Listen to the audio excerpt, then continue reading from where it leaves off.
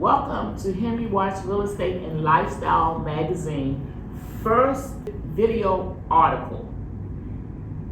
This article is about democracy, deception, and demise. The United States is a representative democracy. That is, our elected officials are supposed to operate on our behalf.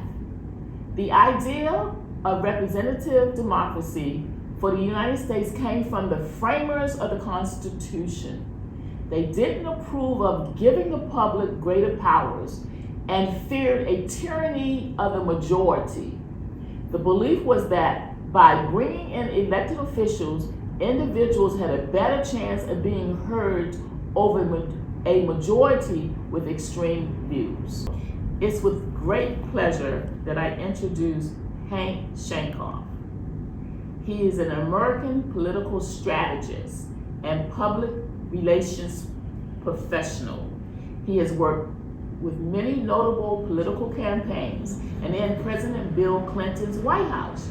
Hank has worked in an estimated 700 political campaigns in 44 American states and 14 foreign countries over 35 years.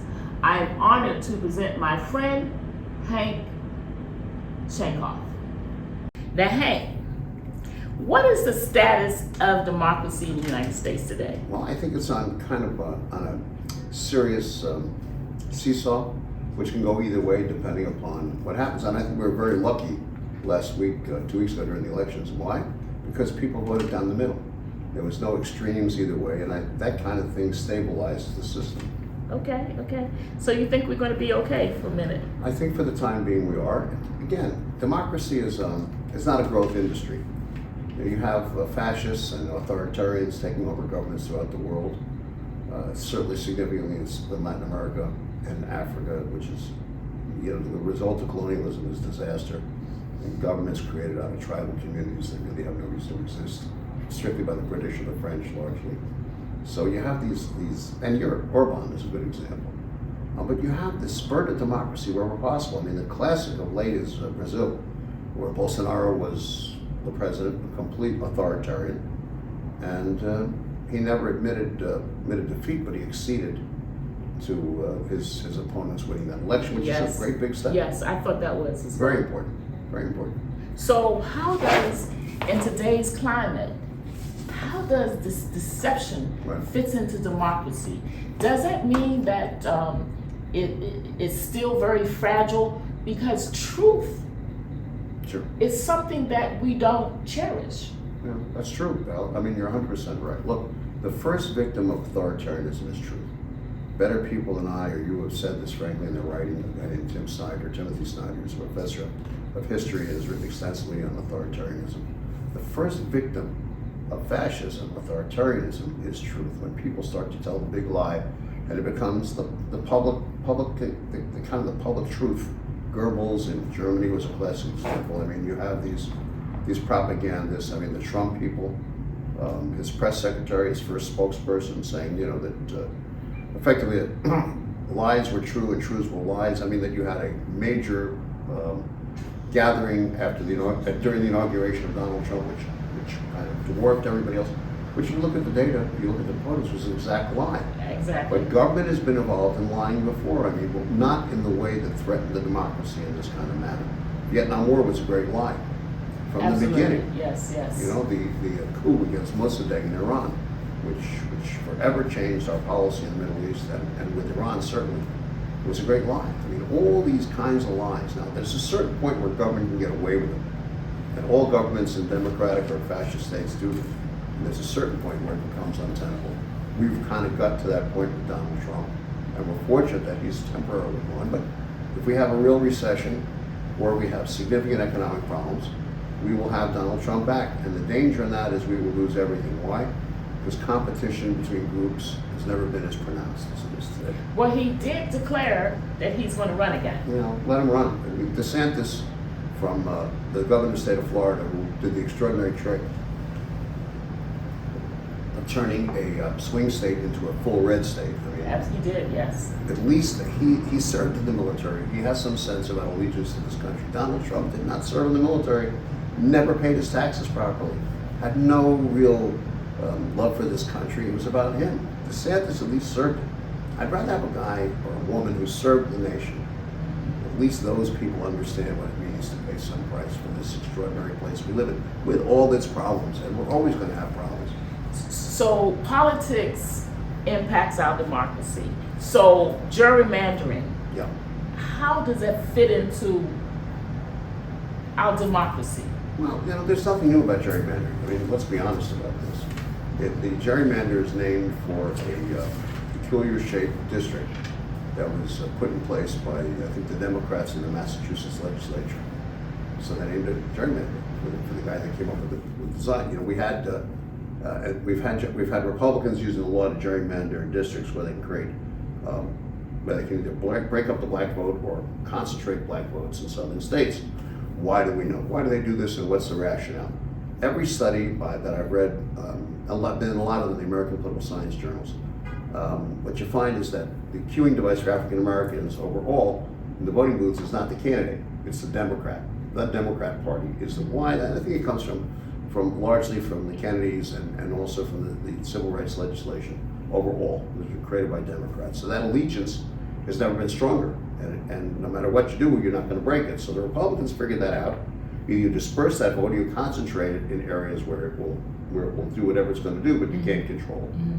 So the Republican con job that they've always told themselves is that if they just work hard, they're going to get more black votes, which I find very hard to believe. Do you feel that the Democrats are working hard to get the black vote? No, I don't. I think the Democrats have failed overall with blacks and with Asians, and they're quickly losing. They're quickly losing, not the majority, but the pronounced effect that they've had with the so-called Latinos, which I don't like that word. I mean, I think you have people from multiple cultures.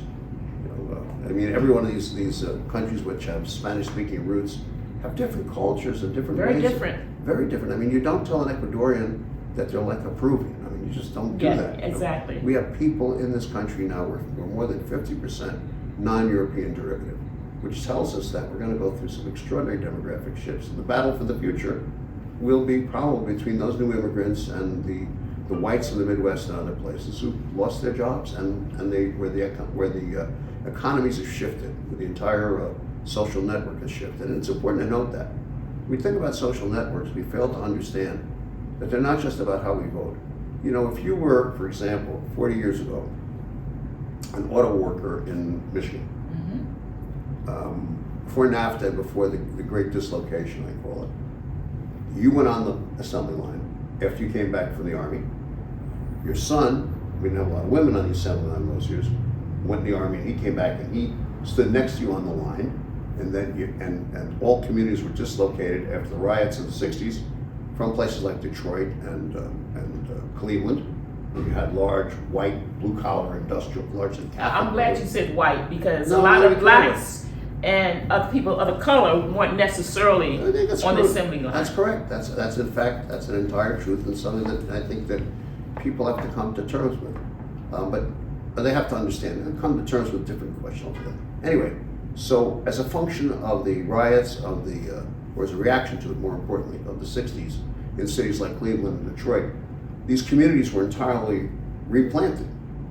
And the whites moved to the suburbs, and they were largely Catholic, so the church, the parish was reestablished, and the Catholic Youth Organization was reestablished, and the church dances, and all the things that were part of that. And they moved out, and the cities were left, like Detroit, to be what it is today, which is greatly tragic. The point of the story is we're going through a similar dislocation now. And what is ever left... Actually, the movement is down south. That's what I'm going to. Well, okay. Why is this the case?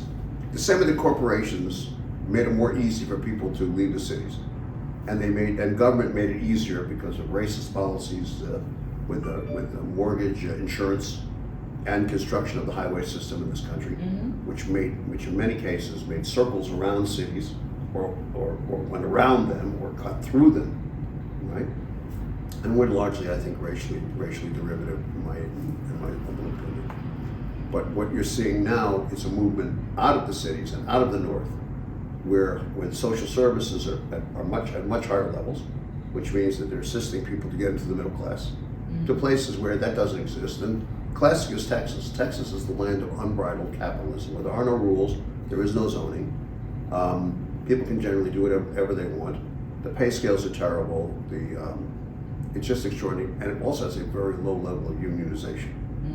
So what you do is you move to Texas, or you're at Citibank, or any of these great corporations here in the New York region, which make themselves out to be wonderful people, when in fact they're swine. What they do is they take the jobs. Repeat that. You said they're swine. They're swine. They're absolutely full of garbage. They take their jobs and they move them out into the suburbs and create new cities, effectively, in Texas, outside of Dallas, where they can feed people less money, provide less benefits, and fit into a corporate culture that does not include any of the things we think about in New York, or in Connecticut, or in Massachusetts for that matter, or in Rhode Island, or in Michigan. I mean, any state where you have high levels of unionization and social activity. And what that also does is it breaks up the social networks that are created. And people create new social networks when they move into these communities, but they create communities. You have cities being created right outside of Dallas today that no one's paying attention to. Why? Because it's cheap labor for the corporations who can move, like Morgan Stanley, the great New York names. I think Citibank moved their mascot operations, I think, to Louisville, Kentucky, another right-to-work state. If you can find a right-to-work state where you don't have to pay people decent wages or benefits, and you can take more money for yourself, that's what you do. So, so how does that impact democracy?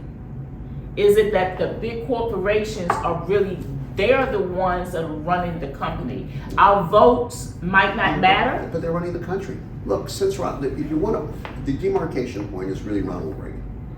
What Ronald Reagan did in restructuring the tax code was very important, because it made sure, in many ways, that plus the destruction of unions. He was the first guy to really, from the White House, take on the unions in a way that had value. When he took on the Professional Air Traffic Controllers Organization, they struck, he fired them all. That was the message to the corporations: do whatever you want. You also must note that in that particular period of time, probably 7-8 years beforehand. Wait a minute, hold on a second. Let's put a pin. You said that was a message for corporations to do what they want, Whatever they due wanted. to the firing? Yeah, sure. How? The president could fire that many people at will. So the corporation could do the whatever same? they want. Oh, okay. Whatever they wanted. Okay. And you take it a step further. People forget that the Business Roundtable, or its predecessor, was located here in New York City. And when the corporate guys figured out that the way to get done what they wanted was to relocate to Washington and copy the models that unions had used in getting votes out and engaging in political action, that's what they did. They left New York City, they moved to Washington, they created Colossus, which ultimately resulted, I think, about 45 years later, maybe a little longer, in the Citizens United case, which allowed corporations to use whatever money they wanted to influence political outcomes. Corporations. And they never had a good day. They never had a bad day since. Yes, I do agree. They've never had a bad day since.